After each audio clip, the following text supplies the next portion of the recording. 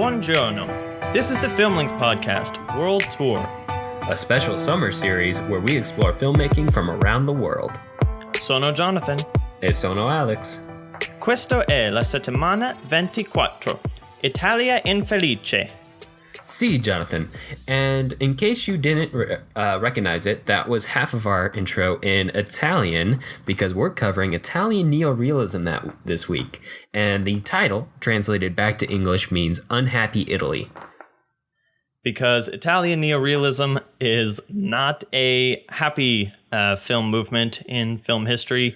It comes right after World War II, and it is quite sad and down to earth. That's very true. It's it was during a time of, well, not great times in Europe, and there was a lot of existential dread and just practical destruction that happened after the war, and that really comes across in the terms of the filmmaking and a filmmaking movement that started and kept shaking up the film industry and the art itself for decades after it was around. Yeah, and it was actually a fairly short movement in film history. Some people call it more of a moment in film history than even a movement. It can generally fall into the years of 1943 through 1952, and there's somewhere around 26 films, I think, that kind of make up the canon of this movement. Yeah, there's a few key filmmakers that are related to it. De Sica and Fellini and Rossellini, who are the three we're talking about today. But there's others too, like Visconti, who made Obsessione in 1943 or 44, one of the two, and really set up Italian filmmaking for its tonality post-World War II, but definitely impacted by the depression brought on by World War II and the hard times there. As you can see, just by it starting in 1943, it started while Italy was still half under occupation by the Nazis. Right, and because it started in such a kind of, well, very economically tough time for Italy, the filmmaking is very, we were talking about it as scrappy. It's kind of, get the shot however you can, get the film however you can, and all this kind of stuff, which kind of brings a rawness to the video that actually impacts a movement we'll be talking about later in the world tour, actually very soon, the French New Wave. And so it's also non-professional actors, and it's just filmmakers with these stories trying to get them told however they can. Right. Towards the beginning of the movement, it was mostly influenced by the studios themselves being not in operation, because they couldn't be, because it was in the middle of a war zone. But as the war came to an end and it started to develop into more of a movement and a coalesced movement between a group of filmmakers, it became a repudiation of studios and the big glossy movies that were made both by European studios and Hollywood studios of the time. And then you see different tenets evolve and become tent poles of the movement. They would always shoot on location. It was almost always, like you said, non-professional actors, and they would dub the sound over in post, which you can tell some of the time, but not all the time when you're watching these movies. Even if you don't speak Italian, it's a bit disconcerting to watch the actors speak occasionally, because it's all ADR, and it's all pretty low budget ADR. They focused on everyday topics and everyday struggles rather than big, grand, fantastical struggles, and they almost universally end unhappy. Right. So let's talk about the three films that we'll be covering today. The first of which being Rome Open City by Roberto Rossellini. And this film actually started production in the middle of the war, so we're getting some very close to home material about World War II. And it is the first of a war trilogy that he created. It was followed by Paesano, and the last film was Germany Year Zero. So he is one of the major figures, one of the original figures, and Rome Open City still has ripple effects in the film community today, just like our second film. Right. Our next film is Bicycle Thieves from 1948, once the neorealism movement had been way more underway and had kind of coalesced itself into a proper movement. And it was directed by the famous Vittorio De Sica, probably most famous for this movie itself, famous not only for its own place within the movement, but also just art cinema in general. It even has influences on modern TV. If anybody's watched Master of None, then you know a lot about Bicycle Thieves because they did an episode basically copying Bicycle Thieves. And you can go read more about that right now on the filmlings.com articles. Yeah, it's one of the quintessential Italian neorealism films. If you Google Italian neorealism, it's the first one that comes up, the second one being Rome Open City. And our third film is 8½, by Federico Fellini. It's not technically Italian neorealism. This movie came out in 1963, but Fellini was associated with the Italian neorealists and actually started as an assistant to Rossellini. And this film we'll talk about a little bit later, but if we're kind of tracking the arc of, conflicts in Italy, we're going from life and death to kind of bourgeois, rich people problems. But it'll be interesting. And it's a very great film, a film about films, which we have talked about before, and we'll continue that discussion today.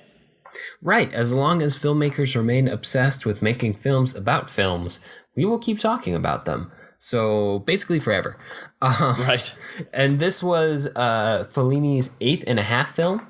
But do you know, Jonathan, whether or not it was hateful? I don't know. I think that half pushes it into spiteful. Yeah, definitely spiteful, confused, conflicted, meta. But meta.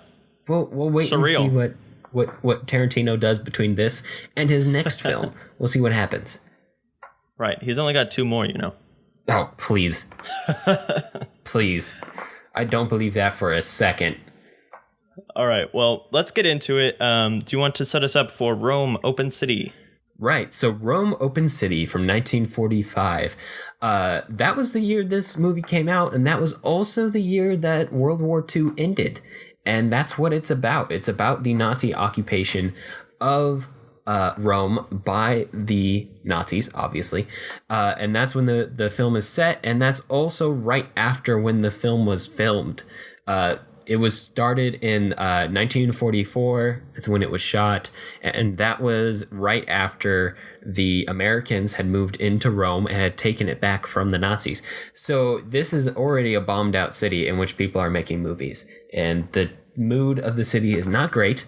It's definitely depressing. And that's what this movie is. And that's neorealism in general as well. And it's kind of this dark and gritty Casablanca about the lives of these Romans, not big R Roman, but, these Italians who live in Rome in 1940s, trying to survive the Nazi occupation. And it's about these individual Romans kind of trying to work together to survive the Nazi occupation, but not only survive, a lot of them fight back. There's 2 grown men who are both parts of the actual freedom fighter movement, but there's also a group of kids who we see wandering throughout the film who are part of their own little liberation group, blowing up random Nazi warehouses and stuff throughout the course of the film. So when we say it's dark and gritty, I know a lot of people don't think 1945 and think dark and gritty outside of a movie that was made within the past 20 years about 1945, but right. Like you think like Saving Private Ryan or something, but you don't think, a film made in 1945 could be dark and gritty. But this is dark and gritty. It's all about subterfuge and lying to each other and trying to survive each other. One of the big characters in the film is a priest who is trying to keep he does a lot of work to keep the Italians under his care alive. and well and safe, but he's also at the same time working for the freedom movement and trying to do his best to get the Nazis out of Rome and protect all these freedom fighters. Yeah, there's a lot of kind of covering for people and sending secret messages and trying not to get caught with secret messages and all of these things that builds a lot of suspense and a lot of dread and at the end a lot of sadness. But that's kind of the pervasive mood in Italy, of course. It's definitely, this is coming from a country that had much more firsthand experience with the war and the Nazis than Americans did. American film around that time was still generally like positive. It's still, you know, keep your chin up, kid, like Casablanca and Frank Capra movies and stuff. But in Europe, it felt very different. It did not feel as optimistic as, you know, the big Americans who came in to save the day or whatever. So like we mentioned before, at the start of the Italian realism movement, a lot of the aesthetics and the conventions of the movement were established because of the situation that Italy was in. Mostly the fact that the economy was completely destroyed. And that goes beyond just people being able to find a job. It's people trying to find like bread. So even the making of this film was strapped for cash. They had a wealthy investor. They had essentially what you would call these days an angel investor who swooped in and helped finance the film. But Rossellini had to essentially just buy the film off the black market because there was no film industry in Italy at the time that was big enough to support a film trade. When you say film, you're talking about film stock. Yeah, we're talking about the film stock. He didn't just buy the movie and that's how they come into existence. Celluloid, right? Yeah, back when. Yeah, yeah, young children, back before you recorded to an SD card or even to a mini DV tape, if you know what that is. Or straight to the cloud. Or straight to the cloud or to a VHS. You recorded on actual film strips. If you've ever seen weird symbols, they look like circles in a theater decorated area with more circles within that circle. That's a roll of film that went in a camera and you recorded with that. Yeah, and we've talked about filmmakers who've had to, you know, find film where they could get it. With Jarmusch and Stranger Than Paradise, he just got like the butts of film rolls and stuff that he could just record like a scene at a time or whatever. But here it's like, you know, in war-strewn Italy, I read an article where he was just literally finding little scraps and pieces, and he wasn't even able to see the film. He couldn't watch dailies or rushes. Those are when, after you shoot for a day, you go back and watch the film and see if there's anything you need to reshoot. Right, but that's literally what I do for a living. Right, and they didn't have the infrastructure for that. So he literally was just shooting blind, and then afterwards was had to just hope that it all pieced together, and it did. It did, but you can see effects of that throughout the course of the film, and throughout the course of the other neo-realistic film that we're going to talk about today, Bicycle Thieves, where you see a couple shots here and there, like close-ups that are kind of out of focus, or here and there's like a little jump cut on the film, like a couple frames were destroyed or just aren't there, and they are just like, well, we don't have any other choice, let's stitch it together. And they don't take you too much out of the film, I don't think. Especially if you're used to watching old movies that aren't pristine and perfect like our digital films are today. Right. And a lot of those older films, the reasons that they aren't pristine or perfect is because storage and restoration and archiving a film wasn't a big thing until very recently, when Scorsese made it a big thing and founded the Film Foundation, which you should go check out if you're interested. And they had to be repieced together, so you're left with film that was decayed and now it's been replaced together. But in the case of neorealism, we're literally talking about the production being so low budget or so scrappy that you had to do that. And you know, part of it was that they had shot on location. They shunned the studios, partially because the studios weren't around for some of that time, and partially because they were shunning the kind of movies that studios made, but it would have been easier to shoot on a studio and keep everything controlled. You can't control the lighting when you're out on the street. You can't control sound when you're out on the street. So they some of the aesthetic choices, along with the financial backdrop of these films, led to the aesthetic that you had. Whether because you were out on the street like that, you just had to deal with all the problems that came along with it. And I don't think those problems take you out of these films too much. Like, I notice them because it makes me blink, and I watch a lot of movies, and I'm sure for anybody who's used to just watching big summer blockbusters these days, it would be very disconcerting to see something like that. But the themes and the emotional strength behind the films are really the main focus of these films. And they get some really beautiful shots, but I don't think like Rome, Open City, and Bicycle Thieves have stuck in the imagination of filmmakers for as long as they have, just because of their aesthetic sensibilities. I think mostly because of the themes they tackle. Right. And I mean, it's really a testament to these filmmakers who have a lot to say. I mean, of course, after such a devastating event like World War II, you're going to have a lot to say, especially for artistic people who have the means of portraying that, visually, like in film. And so this film covers a lot of things. Like you were saying, one of the major characters is a priest.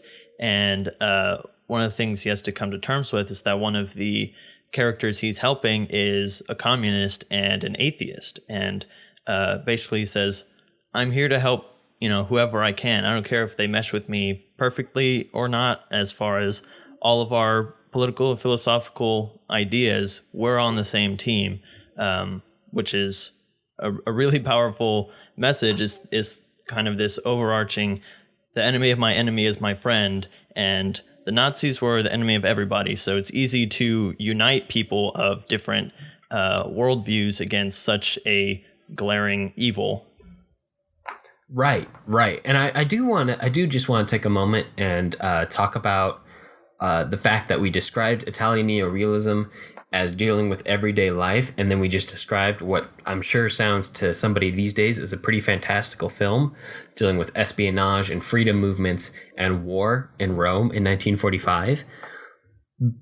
That sounds like a lot of extreme circumstances, but the point was and is that was everyday life. Right. Between 40 and 45 in Italy.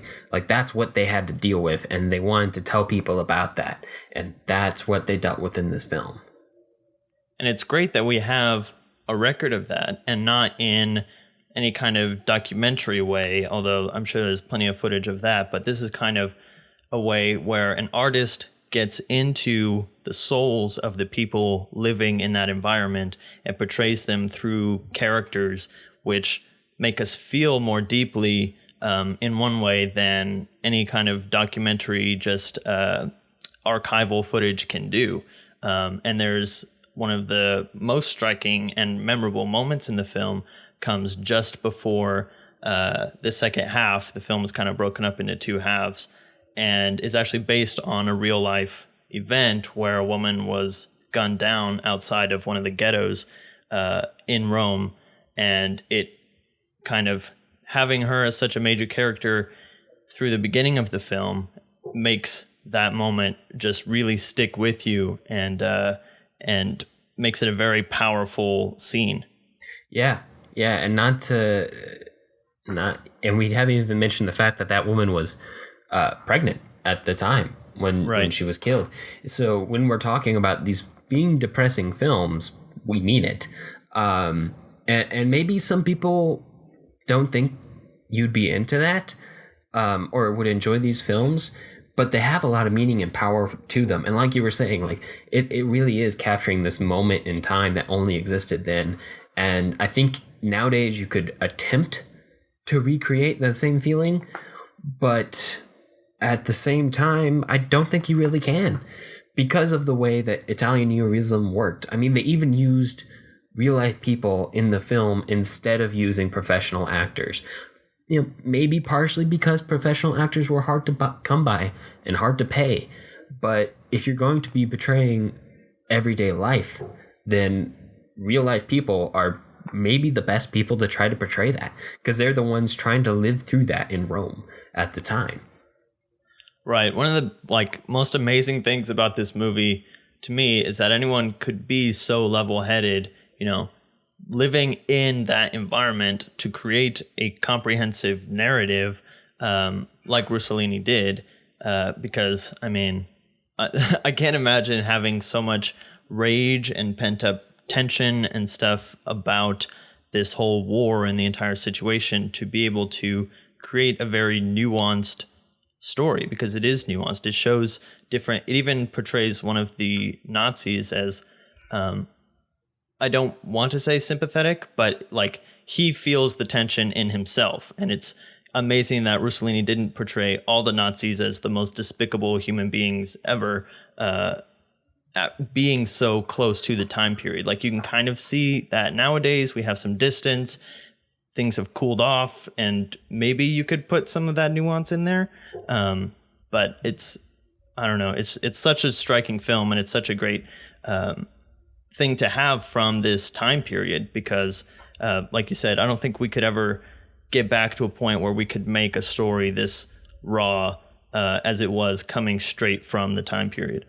Right. It would have to be about stuff that was happening today. If you or I or another or a contemporary filmmaker were to make something like that. But even, it just captures that sense of gloom and doom that hung over the city back then. And it hung over not just the Italians, but the Germans too, like you were talking about, because, when they filmed this movie, the Germans in the city had already been kicked out by the Americans. So there's this sense throughout the film that, the Germans hold the city for now, but not for long.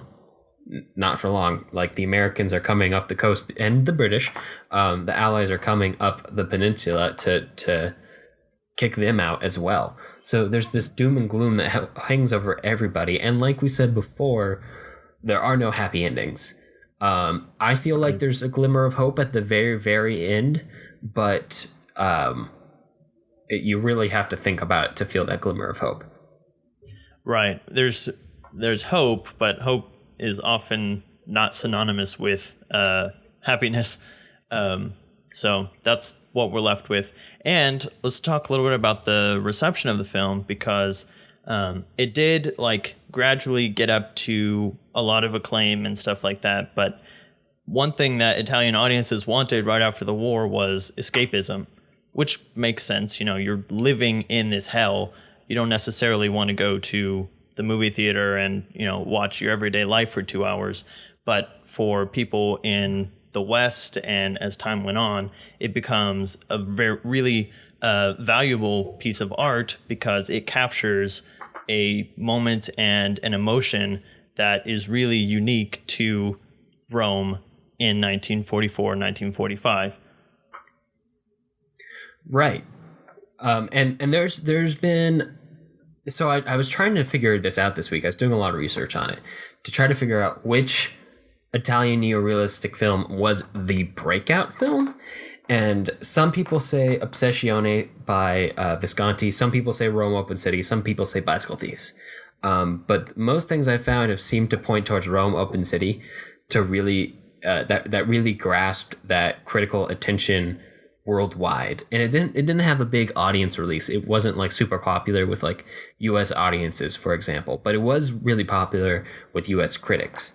And I think part of that was its timing. It came out in 1945, right when the war ended, right when there was this moment of reflection that was just starting. And I feel like it was the perfect timing to pick up the imagination of the critical public and capture it and open up their eyes and their minds to this new style of Italian cinema that was happening. And it was the critics themselves, I believe mostly the critics in Europe, but eventually the critics in America, who came up with the name neorealism to describe this new form of realism that Italy was capturing. Because there had been realistic movements in the past. There's some stuff that happened in Russia, and we might be talking about that soon. But right now we are talking about Italy and neorealism. So with that, let's talk about maybe the most famous Italian realistic film of all time, Bicycle Thieves, 1948. Jonathan, do you want to take us into that one? Yeah. So it's really simple. This film is about a man who doesn't have a job, like a lot of people in Italy. Several years after the war has left Italy economically bankrupt, and people are poor and clamoring for jobs, getting money any way that they can.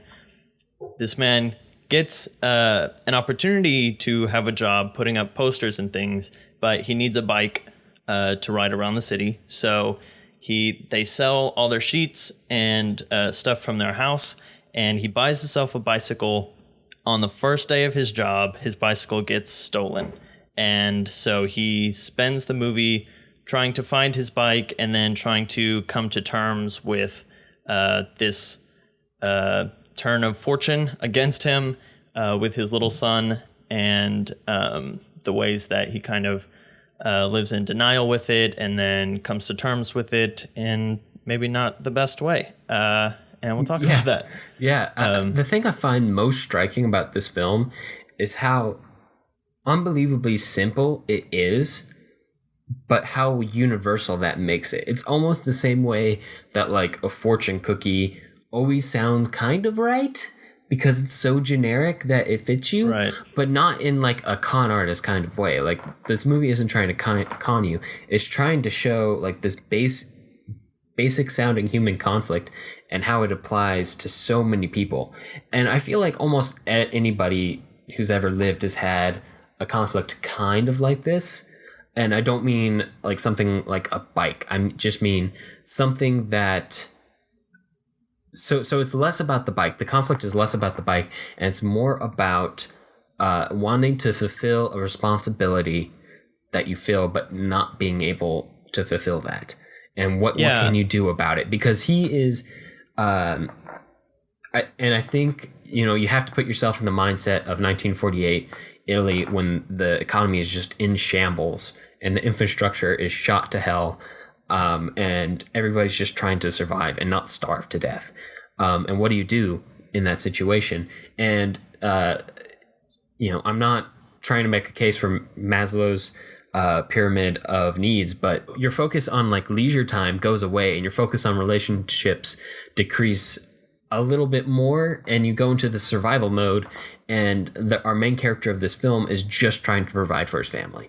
Like he's trying to make sure that his wife and himself and his son don't starve to death. And his daughter, they have a baby too. And he is feeling all this frustration and this struggle because he found a job, he was gonna do it, and then suddenly somebody stole his bike, and he's completely useless now. What does he do? Right. And if you want to just like really boil it down, the story is a man gets his bike stolen and he really needed that bike. And you can apply that to almost any person. Someone gets blank stolen and they really needed blank. And if you can associate with that, which is generic enough to apply to everybody, then you can kind of understand where this film is coming from, which I think is why it has resonated with so many people, so many filmmakers and artists from all over the world. There's a quote in one of the Criterion articles I'll include a link to that some film critic wrote, all film either comes from Citizen Kane or Bicycle Thieves. Those are kind of two of the quintessential conflicts that films are about. That's pretty accurate. Yeah. So if you ever had a thought like, man, my life would be pretty okay right now if only that one thing hadn't happened. If only that one thing had gone a certain way instead of the way it did, then this movie is what that's about. And you can't change it. You can't fix it. You just have to find a way to deal with it. And so whenever you feel like this character is being kind of an asshole to his family, because he kind of is, especially to his son, who's traveling with him trying to find the bike again. And And the fact that his son is pretty adorable doesn't make it any better for the audience. Oh yeah, yeah. They cast like a super sympathetic looking, super adorable kid to be the son. And he's got a great personality too. Like he's really nice to everybody. He really supports his father. He really loves his family. Basically everything you'd want to see in an on-screen child, instead of like an annoying brat from the 80s. But right. But there's that complexity of, being an asshole to the kid because you feel like you failed the kid, because you felt like you had a responsibility to the kid, because you love the kid. So loving the kid leads to you being an asshole to the kid, which is weird, but that happens all the time in real life. Yeah, and I think there's this other question or this tension throughout the film that is, where desperation meets morality and how people respond to that. And at what point your desperation overcomes your sense of morality and forces you, or I don't know if forces is the right word, but essentially is the impetus for you making a decision that goes against what you would do under normal circumstances. So we're going to kind of spoil the movie. The title almost spoils the movie. And actually, I want to talk about that in 1 second. But at the end, he ends up stealing someone else's bike and gets caught and kind of gets a rap on the knuckles. The guy whose bike he stole feels bad for him and his son, and so he lets him go. But that's especially where the because tension... the kid is there. Right, because the kid is there. But that's where the tension leads to. And I think that's just a way for the film to kind of let us off a little bit easier than Rome Open City does with its characters. Mm-hmm.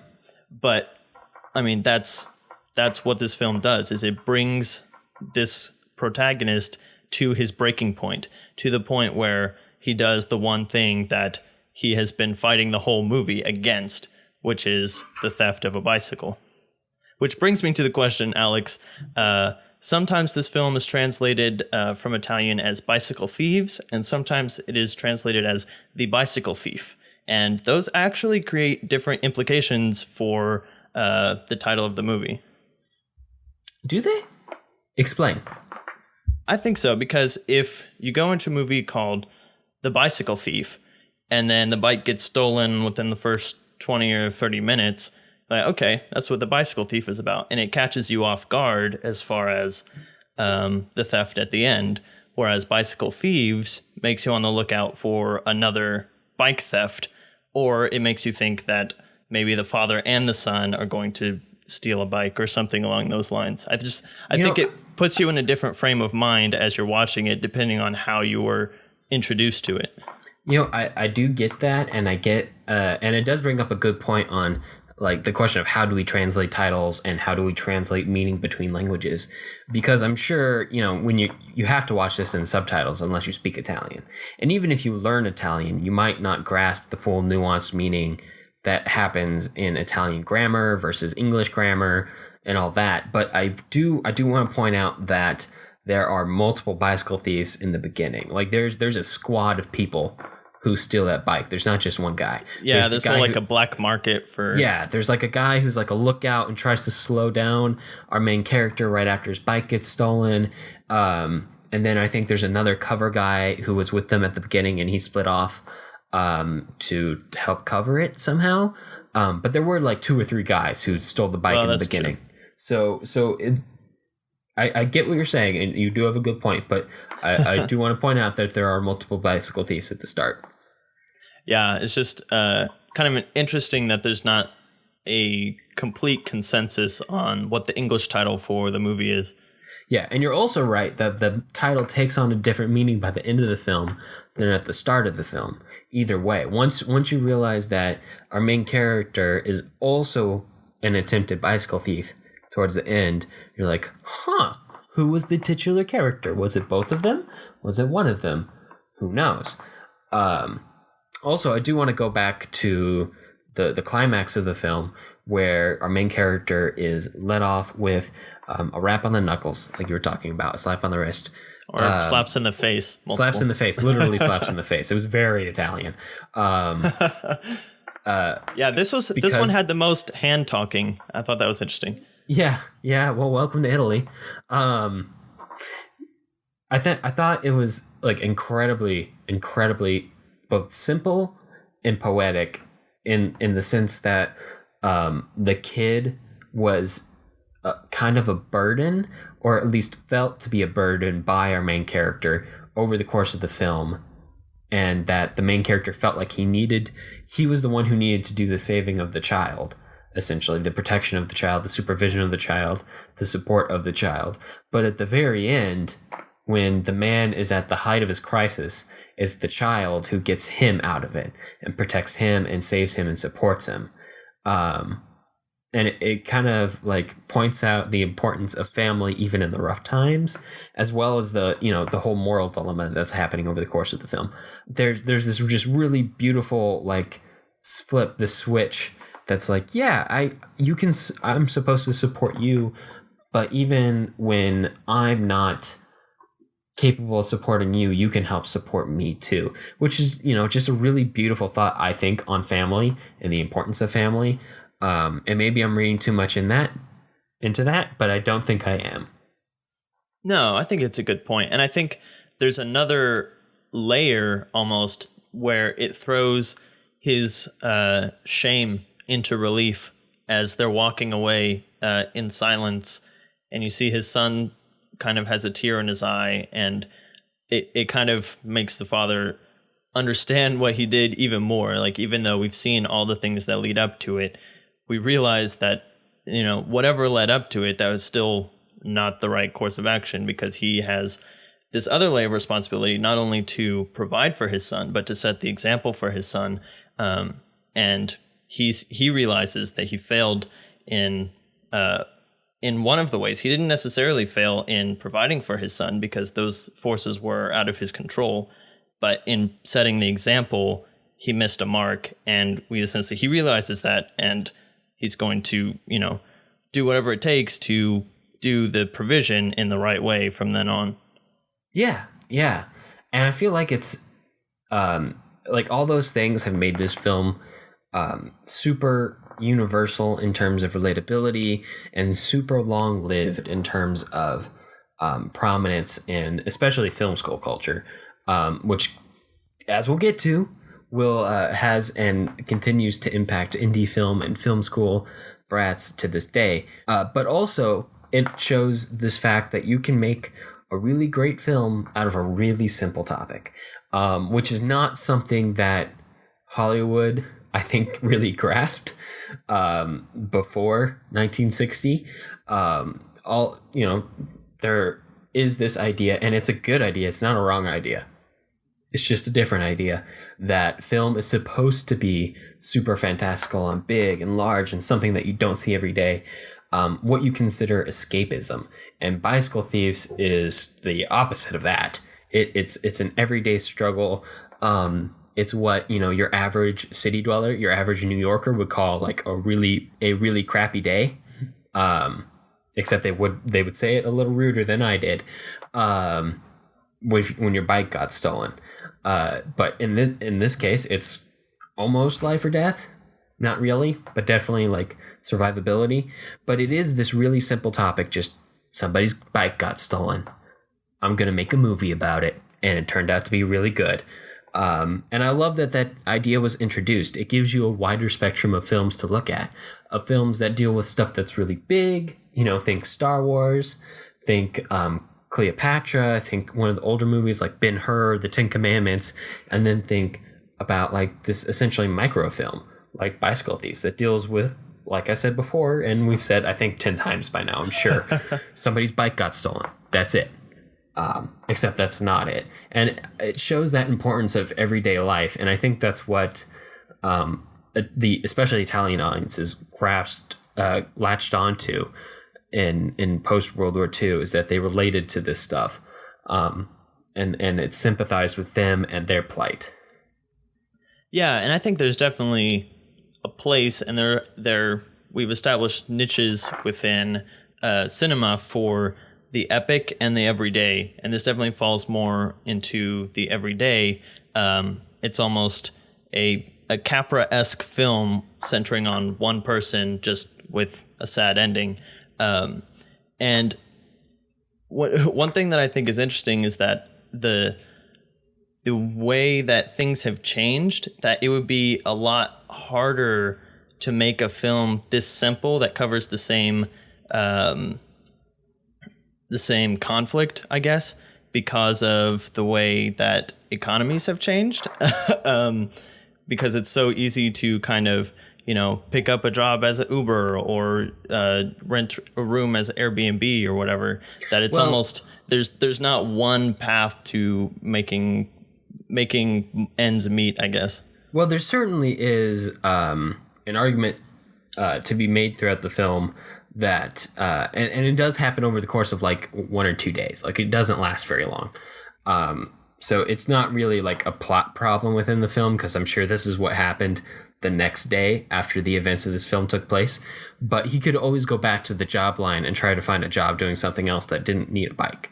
But I would liken it to like today, if somebody who made his living on Uber, and he had like a beat up old car, but it was good enough to be like an Uber pool or whatever. And that was how he made his living. Like, what if that got stolen, or what if it broke down and he could not make a living for like a week and he had to survive for a week without it, or like it was stolen and he had like a week to find it to make rent, or something along those lines. And I'm sure something like that has happened to an actual Uber driver, or somebody who has an Airbnb and suddenly there's something wrong with his apartment. It needs to be fumigated. It has a water leak and he can't rent out part of it anymore. Which I think it's still applicable in a modern sense.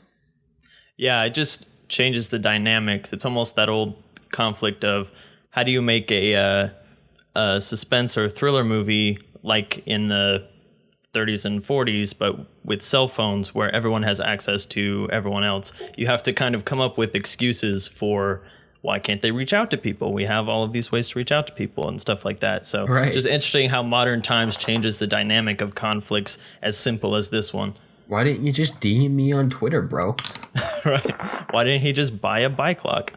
Right. Nowadays he'd probably have a tracker on his bike or something like that. Yeah. But bike locks would have made this whole movie obsolete.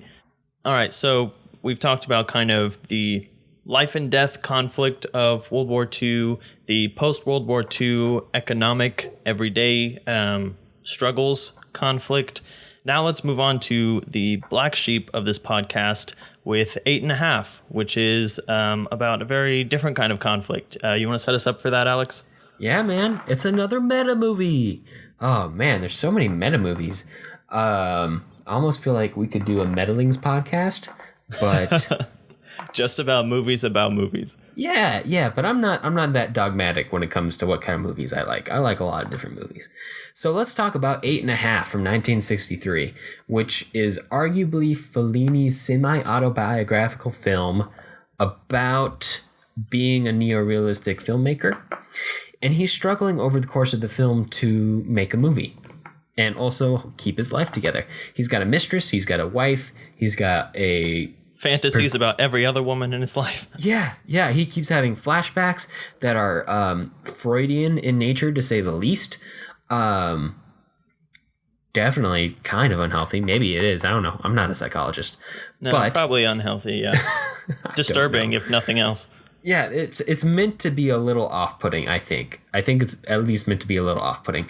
And we're definitely coming from a different culture, at least somewhat.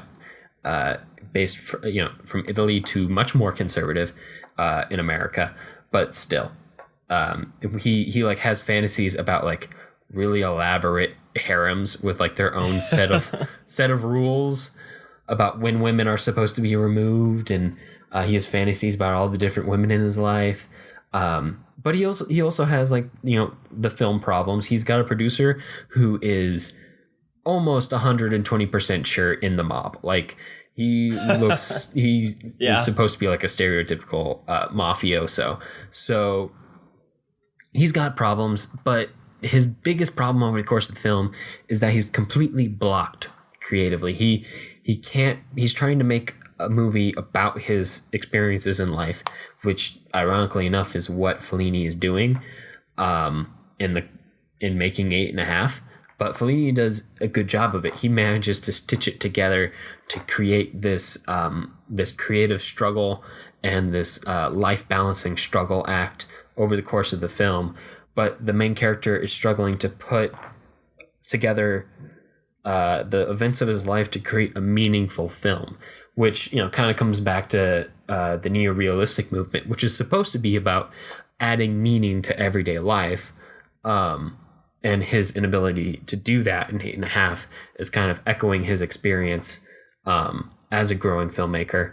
But also at the same time, if you want to look at it a little differently, he can't create meaning in a film about the events in his own life, and that's kind of saying he can't find meaning in his own life, which is existential as heck.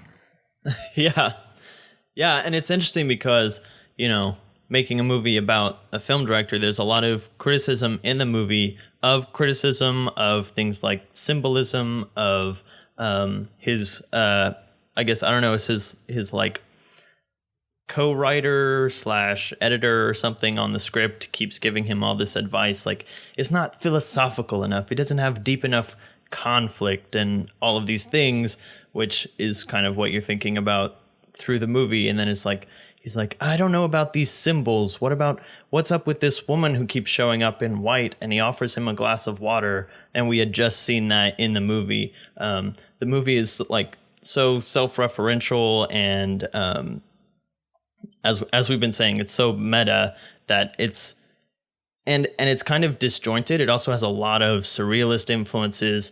The first thing that happens is he flies out of a car and gets pulled down by a string. So it's crazy. It's kind of hard to describe as one plot. I mean, I guess the running thread is he's trying to get this movie done. He doesn't have it written, so he's stalling. They build this huge set and waste a ton of money, and then the movie falls apart. But that's not really what the movie's about. That's just kind of the thread. Yeah, and he might or might not be dead at the end. We don't even know. Yeah, because we don't know if what we're seeing all the time is a fantasy or if it's the actual character doing things, because we'll unexpectedly jump into a flashback or a fantasy, and then we'll come out of it and it'll be him describing the scene that we just saw as a pitch for the movie, and then people would be like, oh no, that's dumb, and we're like, okay, so wait, is that actually his flashback? Is that just a scene idea? What is happening? Yeah, but at the same time, it's an incredibly enjoyable and pretty film to watch. It's in black and white, and I know a lot of people don't like black and white films, but you should give them a try. I feel like if you're a dedicated listener of this podcast, or if you enjoy listening to us at all, you'll like black and white films. So go check it out. It's really pretty. And the black and white is used brilliantly. It's used really well. There's a lot of symbolic imagery. It's lit fantastically, and they've got this fantastic score going on in the background. And I'm not very well musically educated, completely tone deaf. I could not name canon for the life of me, but it sounds like classic composers. I could be wrong, but it sounds like them. It's actually, I did a little bit of research on the score, and it's a composer named Nino Rota, I think, but his music is very classical. He wrote some operas and symphonies and stuff like that, and he takes in a lot of influence from like Wagner. He uses The Ride of the Valkyries, which, if you're familiar with Apocalypse Now, is the famous helicopter song. So it is very classically influenced, but it is specific for the film. Yeah, and this film kind of has this musicality about it, like you said, with the score. And it feels like this moving visual art piece at times, kind of like a Terrence Malick film, like think The Thin Red Line.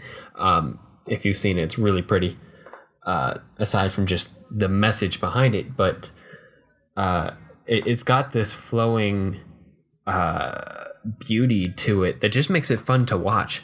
Like sometimes I almost just wanted to turn off the subtitles because I kind of know Italian, but not enough to watch it without subtitles. Just turn it off and just enjoy the look of the film, because it's just so easy to just watch, and it just guides you through all of this complete absurd craziness that happens over the course of the film, especially towards the end, which is just bonkers. But it's just really pretty and easy to watch. Yeah, and there are a lot of film critics who kind of describe it as almost a dance. Like the whole film is almost this choreographed dance of camera and actors and stuff. And a lot of times the acting kind of feels artificial, but I think that's also part of the point of the movie, is to draw your attention to the fact that it's a movie, that it's staged, and all of this, because that's one of the major themes. So sometimes the acting is over the top. Sometimes the situations are fantastical. A lot of times you have very archetypal contrasts, like the director Guido's wife is often in white and his mistress is almost always in black. So you have this Hitchcockian female character contrast going on.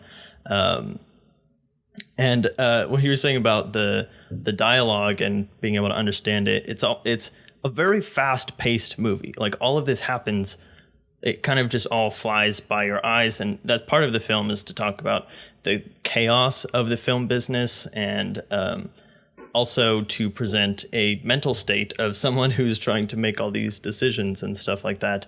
So it can be easy to lose track of, but it's also interesting that he's got a bunch of actors in his movie from different countries. There's like an American woman and a French woman, and obviously all the Italian characters. So you have all of these languages mixing and flowing, and it's really crazy how it all works. And I think a lot of it is actually improvised, which makes sense, but it's fascinating just to watch and experience. Yeah, so there's all those aesthetic choices that aren't neorealistic. Like it doesn't feel like it was shot entirely on location, and it definitely wasn't depicting everyday life with all of those fantasies.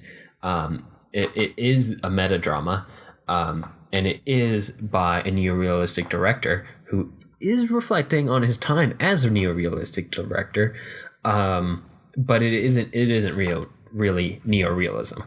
And just looking at the themes of the film, it definitely isn't, because it is more lighthearted.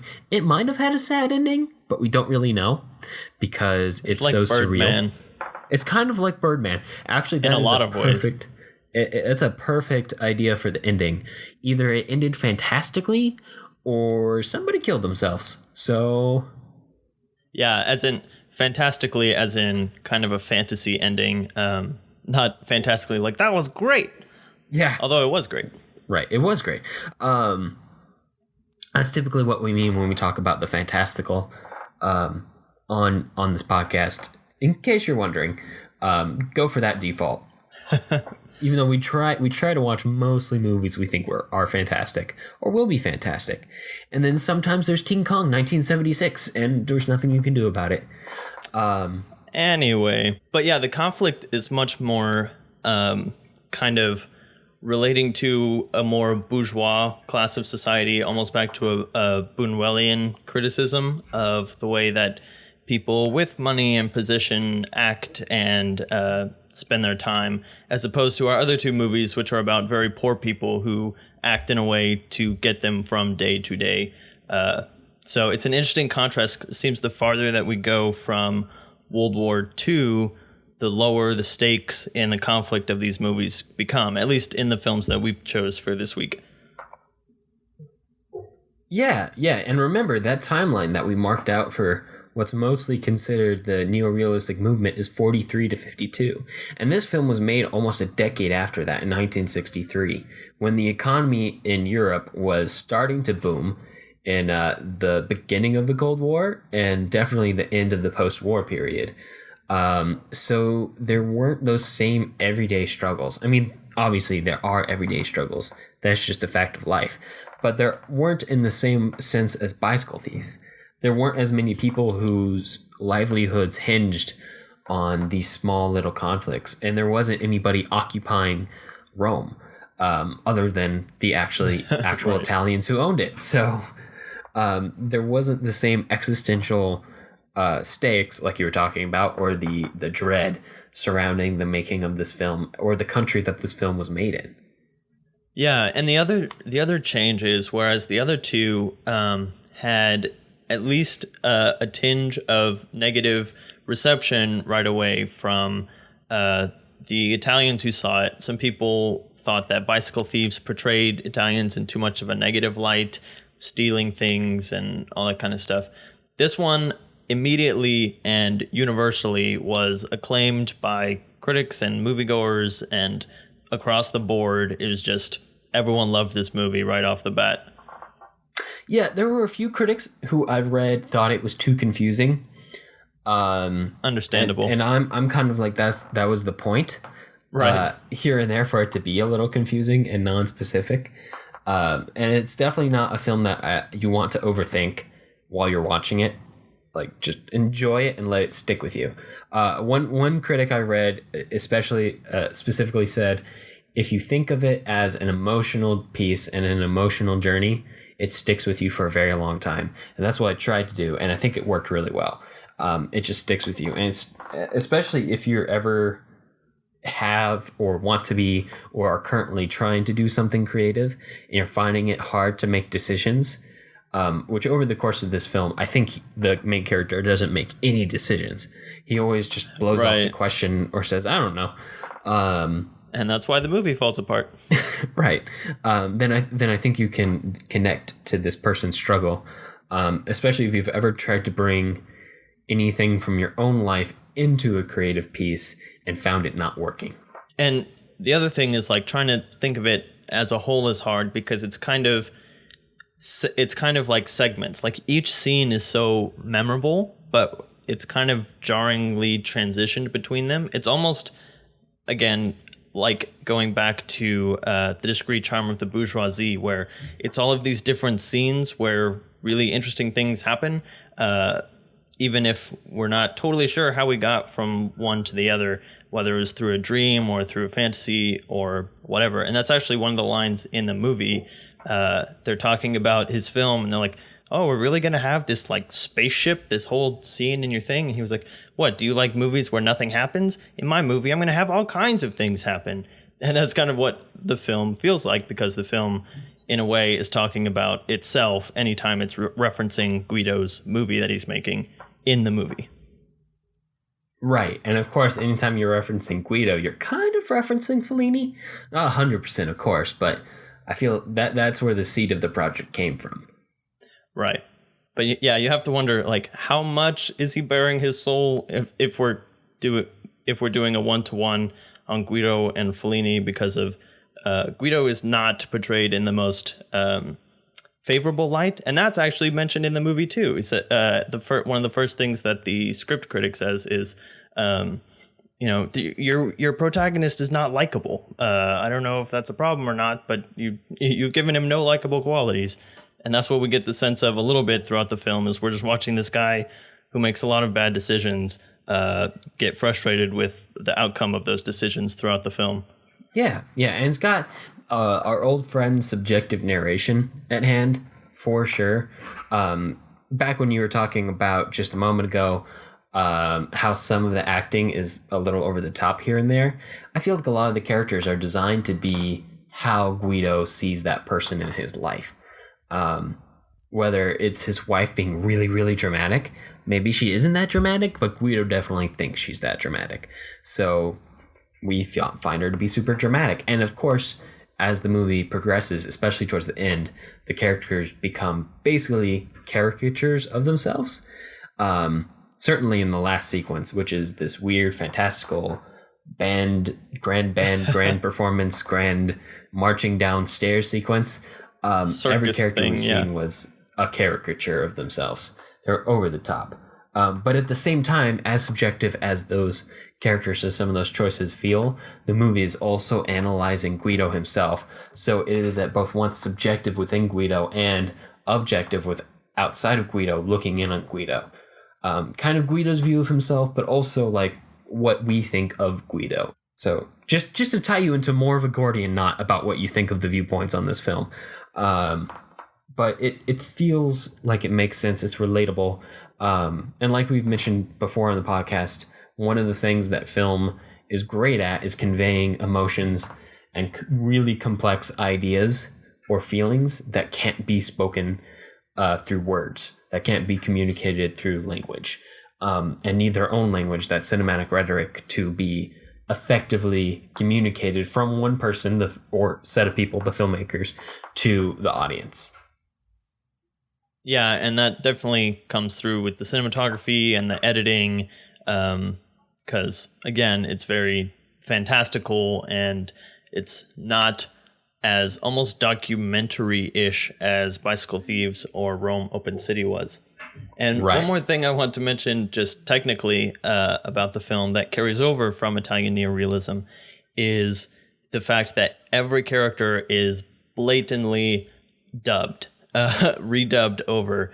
I don't think any of the mouths match the dialogue in this film. And that was almost an intentional technical choice by Fellini, which I think is interesting because I think in 1963, that's not a necessity. Like, we know how to sync our audio and our video pretty easily at that point, especially once the Italian film economy had gotten back to its normal strength. Yeah, this wasn't a cash-strapped production by any means. Yeah, and I was noticing it throughout the film that even in the languages that I didn't understand and was having to read the subtitles for, like, the mouths and the words did not match at all. I think they literally had the actors just kind of mouth random words when they were filming, and then they actually wrote a lot of the script in post, and they would just add the lines in afterwards when they're recording the ADR. Yeah, no, I totally believe that. I noticed it here and there, but for the most part, I was too wrapped up in the weirdness of it all to really focus in on it.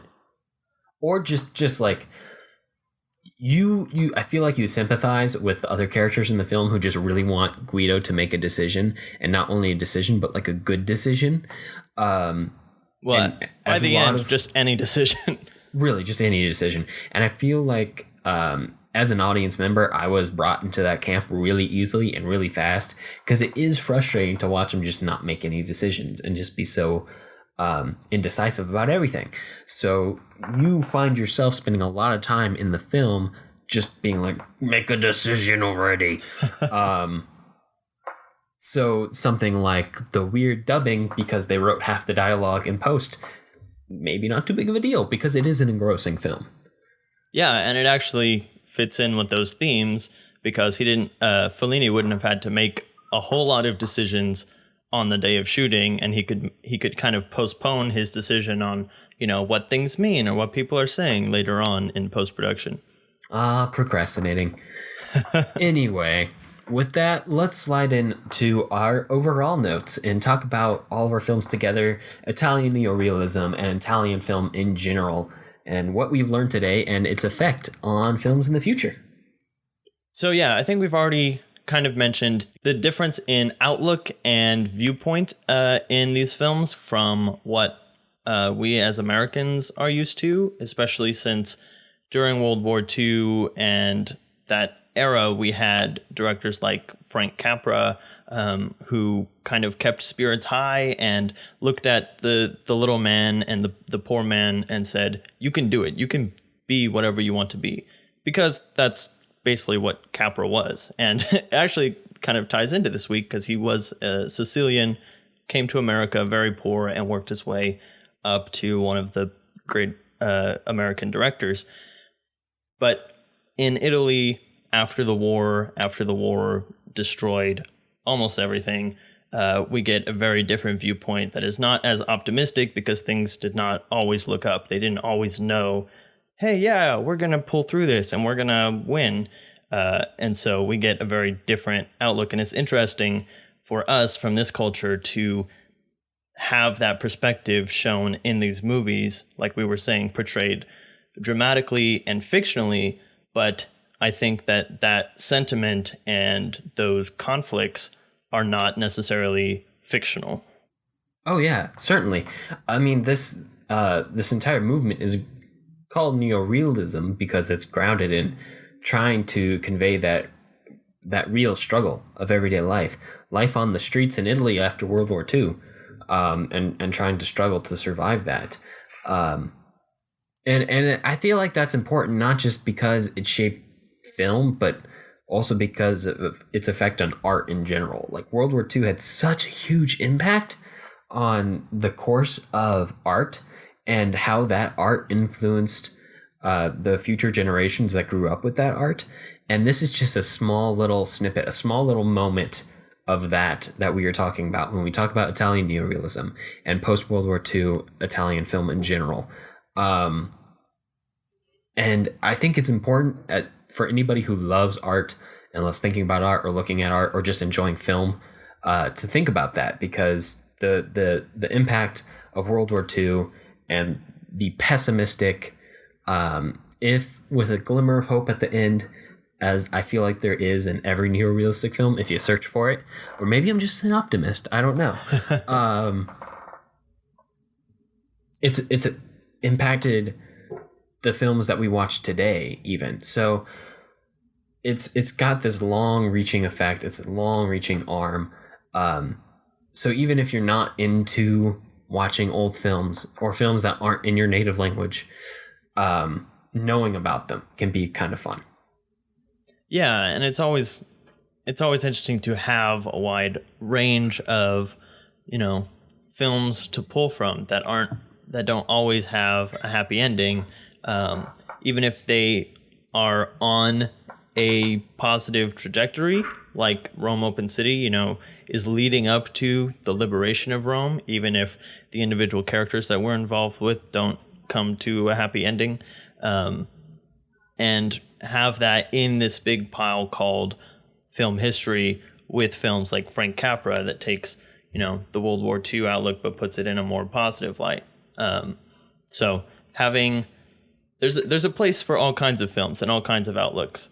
And there's a reason that we're still drawn to these, that American directors still go back to Bicycle Thieves and go back to Rome Open City, because they hit at core fundamental human issues. And that's one of the things that we always talk about is if you can get to something that applies across cultures, regardless of if the stakes are the same as they were in World War II, because let's pray that we never get to a point where our stakes are as high as they were in World War II, they can still have a relevance for us and still pull us out of a time when we aren't in the best of places and are feeling more pessimistic, but realizing that there is a glimmer of hope and there is still a better and a worse way to act in a certain situation, regardless of the desperation that your circumstances have put you in.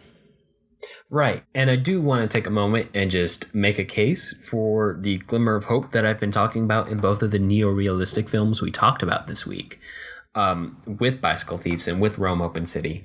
Because Rome Open City, and we're in the spoiler section now, just quick heads up. But Rome Open City ends with the priest being shot and most of the agents are dead. And the little kid liberation group sees the priest get shot. But then we see the little kid liberation group walk back to Rome. And the only thing left in the screen at the end, in the frame at the end, are the kids walking towards Rome. And one of them puts his arm over one of the other ones, I think. Yeah, I'm sure. A comforting gesture. Yeah, but it feels like those kids are gonna be the future. Those kids are still around. Nothing bad happened to the kids other than the fact that one's surrogate father died, which is bad, but they're still around. They're still alive. They're still fighting for freedom. And they're going back to the city. We don't see the Nazi soldiers walking back to the city. We see the kids walking back to the city. And I feel like that is our glimmer of hope at the end of that movie. And then if we go over to Bicycle Thieves, yeah, he obviously is going to lose his job because he doesn't have a bike at the end of the film. But he doesn't get arrested, which is pretty good. And also his relationship with his son has been cemented. And it feels like they're walking off into the sunset with, yeah, it's sad. They didn't get what they wanted. Their main goal of the film was failed. But I feel like they're going to be okay, even though they walk off into the sunset without a bike. They have each other. They have their family. the mom makes money somehow, the kid makes money somehow. And again, maybe I'm just rationalizing. I'm not coming from a post-World War II perspective. I'm not from that time of pessimism. So I'm probably applying some optimistic viewpoints to this, but I still think that is a glimmer of hope at the end, that the family still supports themselves. And like I was talking about before, when the father was in need, the son saved him. And it feels like in the future, if the son is in need, the father will save him somehow. Right. And so, as we were saying, those are the things that resonate with us, but they also resonate with other cultures, and they have had an influence on the French New Wave, which is a movement of films from the 50s and 60s in France, which was heavily influenced by the Italian films and the kind of almost guerrilla filmmaking of those movies. Guerrilla filmmaking being very unsanctioned, very just get it, whatever you have to do, get the shot. You're run and gun with a really small crew.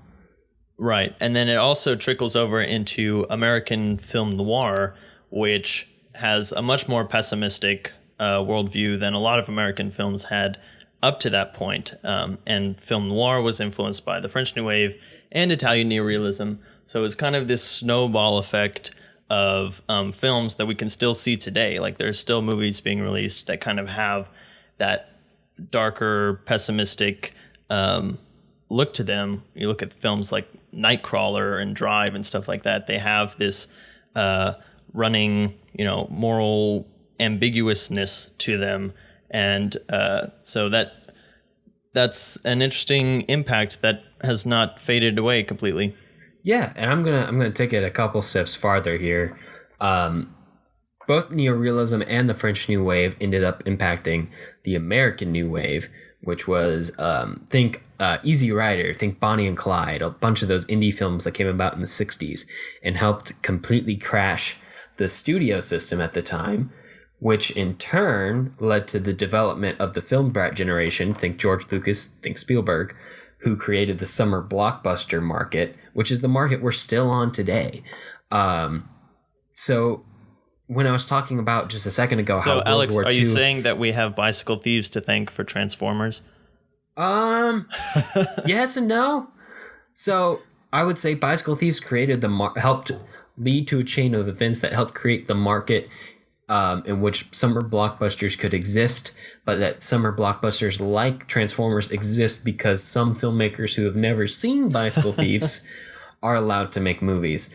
I'm not naming any names, but I'm just saying. The threads of history are woven in strange ways. They are. And there's this cascading effect. If you've ever listened to a history podcast, I've got a long list. In fact, I'll tweet a list in case you're ever interested in looking at how everything affects everything else. But the same is very true for art. So as well as, like geopolitical things like World War II. You can trace World War II back to the original division of Charlemagne's kingdom in the 700s, but we're not going to go there. We are talking about film.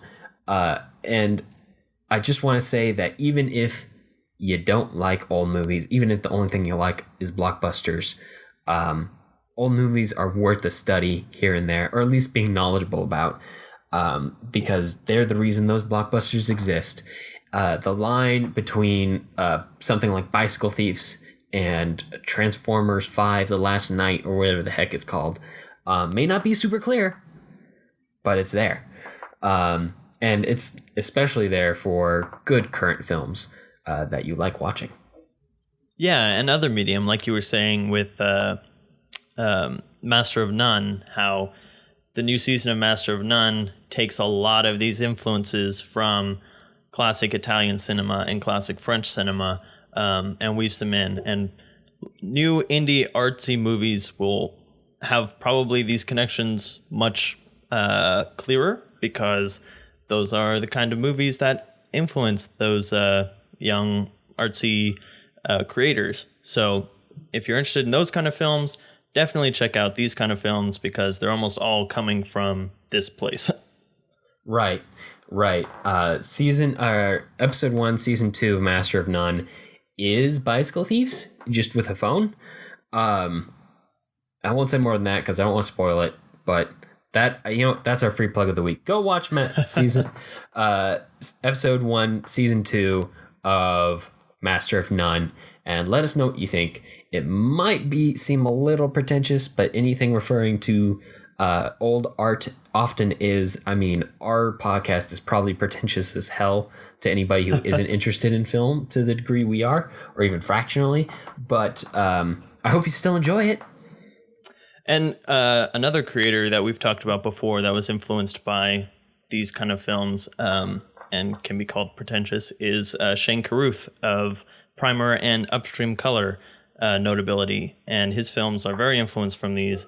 And he puts his own spin on that style. He takes it as an influence, and instead of kind of copying it, he kind of spins it into his own thing, which is equally weird, morally, and just comprehensively ambiguous. Right. Basically, anybody who's ever been to film school knows about these movies. These are film school staples. A lot of what we're going to be talking about over the next few weeks are film school staples. That's why we're talking about them. But don't let that dissuade you. Don't think that they're pretentious just because of that. A lot of that pretentiousness is because they've been in film school so much, and because you associate it with a pretentious liberal arts kid, which they often are. But that doesn't mean they're bad movies, or that they're silly movies, or that they're superfluous movies. In fact, they're quite important, and they're studied for a reason. So don't let the fact that they are studied dissuade you from studying them. Right. And on that note, let's talk about our next stop on the world tour, voted on by you guys on our Twitter account at The Filmlings. We are going to France to study the French New Wave, the natural offspring from this week. And so, Alex, you want to tell us what movies we will be looking at? I do, Jonathan. So our first film for next week is The 400 Blows from 1959 by Francois Truffaut. Classic movie, classic director. Probably heard of him, even if you don't know who he is. Our second film is Breathless from 1960 by Jean-Luc Godard, the other classic French film director, who you've probably heard of, even though you might not know what he does. And then lastly, we have Cleo from 5 to 7 from 1962 by Agnes Varda, another French film director, even though I think she was born in Belgium. Also really good, also in the French New Wave. As you can see, all three films take place like a decade after the Italian neorealism movement. So it's going to be an interesting look at a new movement that was spawned by the last movement we talked about, and then probably take it a step farther than the last movement did as we get farther and farther away from the glossy productions of pre-World War II on the Filmlings. Yeah, and so this conversation will basically continue. It'll almost be a sequel episode. And we've mentioned the 400 Blows before, I believe, in the Wes Anderson episode, because there's almost a direct reference to it in Rushmore. So Anderson is another director that we can mention in this list of directors influenced by these two movements, and I'm sure we'll talk about him lots next week. Yeah, if you've ever thought a director seems a little pretentious, then they're probably copying or influenced by France and Italy. So there you go. Or Buñuel. And let me just say, good job picking, listeners. You picked really well. Italy and France go very well together as a 1-2 punch, so good job. Well, that's about all the time we have in Italy for now. If you have movie suggestions for us or just want to reach out, I can be found on Twitter at JSSatchel.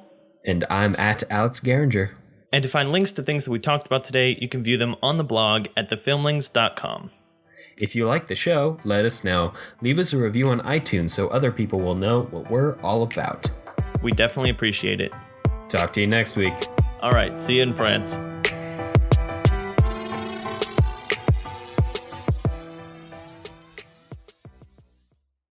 Oui, oui. Make that the tag. It's so creepy.